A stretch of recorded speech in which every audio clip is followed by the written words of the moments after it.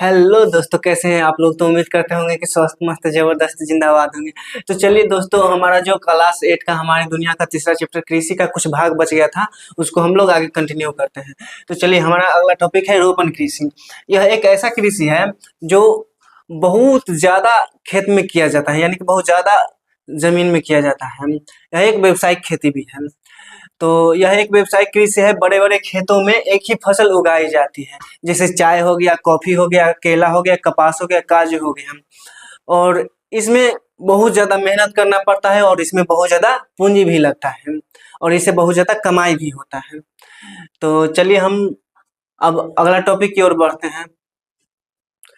तो चलिए दोस्तों, हम लोग आगे कंटिन्यू करते हैं। तो हमारा अगला टॉपिक है मुख्य फसलें। तो चलिए, इसको हम लोग आगे पढ़ते हैं। बढ़ती जनसंख्या की आवश्यकताओं को पूरा करने के लिए अलग अलग फसलें उगाई जाती हैं, उसे हम लोग मुख्य फसलें कहते हैं। यानी कि जो अभी जनसंख्या बढ़ रहा है उसकी आवश्यकताओं को पूरा करने के लिए जो फसल उगाई जाती है, यानी कि हम लोग सीधे तौर पर कहें तो जिसे हम लोग खाने के उपयोग में लाते हैं, वही मुख्य फसल होती है। जैसे कि हो गया गेहूं, चावल, मक्का, बाजरा, ये सब मुख्य फसलें हैं। तो चलिए, अब हम लोग आगे अगला टॉपिक की ओर बढ़ते हैं। तो हमारा अगला टॉपिक है चावल। तो चावल को हम लोग समझते हैं। तो यह भारत की सबसे महत्वपूर्ण खाद्य फसल है। ये जो चावल जो है, यह भारत की सबसे महत्वपूर्ण खाद्य फसल है और इसे गर्म और अधिक वर्षा वाली जगह चाहिए। यानी कि यह गर्म और ज्यादा वर्षा होती है, वहां पे यह अच्छा अच्छा उगता है और अच्छा फसल होता है। और इसके लिए मिट्टी उपजाऊ होना चाहिए और जलोढ़ मिट्टी चाहिए।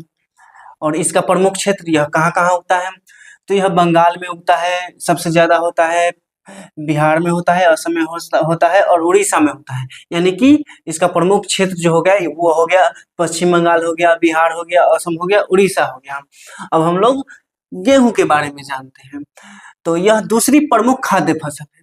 यानी कि पहला प्रमुख खाद्य फसल हो जाएगा चावल और दूसरा हो जाएगा प्रमुख खाद्य फसल में गेहूं। यह ठंडी जलवायु में उगती है। यानी कि गेहूं जो है यह ठंडे के दिनों में उगती है, यानी कि ठंडी जलवायु में उगती है। और गेहूं को रबी फसल भी कहा जाता है। यह रबी फसल के अंतर्गत गेहूं आता है।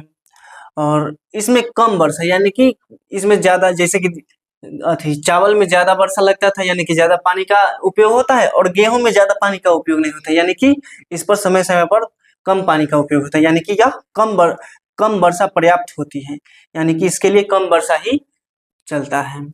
और गेहूं का प्रमुख क्षेत्र जो है ये हो गया पंजाब हो गया, हरियाणा होगा, उत्तर प्रदेश हो गया। यानी कि पंजाब, हरियाणा, उत्तर प्रदेश में गेहूं ज्यादा होता है। तो चलिए, अब हम लोग इसके आगे की ओर चलते हैं और आगे वाले टॉपिक को समझते हैं। हेलो दोस्तों, तो चलिए अब हम लोग आगे की ओर बढ़ते हैं। तो आगे हमारा टॉपिक है मिलेट। तो मिलेट का मतलब होता है मोटा अनाज। तो मोटा अनाज में आ जाता है बाजरा, ज्वार, रागी, ये सब मोटा अनाज में आ जाता है। और ये सब कम पानी में भी उग जाते हैं।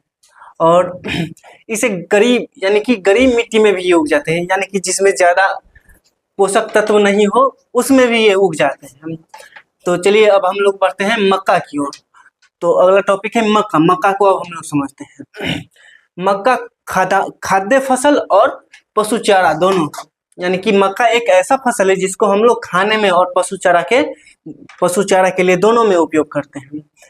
यह इसमें वर्षा होता है और यह गर्म के मौसम में मक्का जो है यह गर्मी के दिनों में उगता है।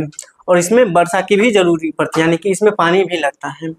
और इसका उपयोग जो होता है, मक्का का उपयोग किया जाता है, खाने में किया जाता है। पॉपकॉर्न आप सुने होंगे, आप देखते होंगे या मूवी वूवी में आप कभी भी देखे होंगे कि पॉपकॉर्न टीवी, यानी कि फिल्म देखते हैं और पॉपकॉर्न खाते हैं। तो वही पॉपकॉर्न मक्का का ही बना होता है और पशु चारा के रूप में। और मक्का का जो प्रमुख क्षेत्र है वो हो गया कर्नाटक हो गया, बिहार हो गया, मध्य प्रदेश हो गया। यहाँ पे मक्का ज्यादा उगाया जाता है। तो चलिए, अब हम लोग आगे की ओर बढ़ते हैं। तो चलिए दोस्तों, अब हम लोग अगला टॉपिक की ओर बढ़ते हैं। तो हमारा अगला टॉपिक है कपास। कपास एक नगदी फसल, यानी कि इसमें जो है इसमें तुरंत पैसा मिल जाता है, इसीलिए इसे नगदी फसल कहा जाता है। मतलब यह इसमें ज़्यादा वक्त नहीं लगता है। तो अब इसके बारे में चलते हैं कि कपास का पौधा उगता कहाँ उगता है और कैसे होता है, और कपास का उपयोग कहाँ किया जाता है, और इसका प्रमुख क्षेत्र कहाँ है, ये सब हम लोग जानते हैं। तो कपास गर्म जलवायु और काली मिट्टी में होती है, यानी कि जहाँ काली मिट्टी होती है, कपास के लिए काली मिट्टी बहुत ही पर्याप्त, मतलब बहुत ही प्रयुक्त होती है।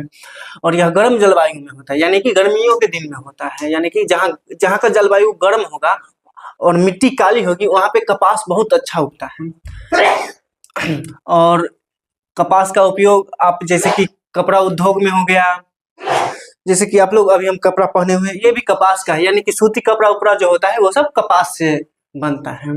और इसका प्रमुख क्षेत्र हो गया महाराष्ट्र, गुजरात। तो कपास को हम लोग समझ ले हैं। तो चलिए दोस्तों, अब हम यहीं पे समाप्त करते हैं। तो इसके आगे वाले भाग को हम लोग अगले दिन कंटिन्यू करेंगे। तो चलिए आज के लिए इतना ही। Tata bye bye, see you.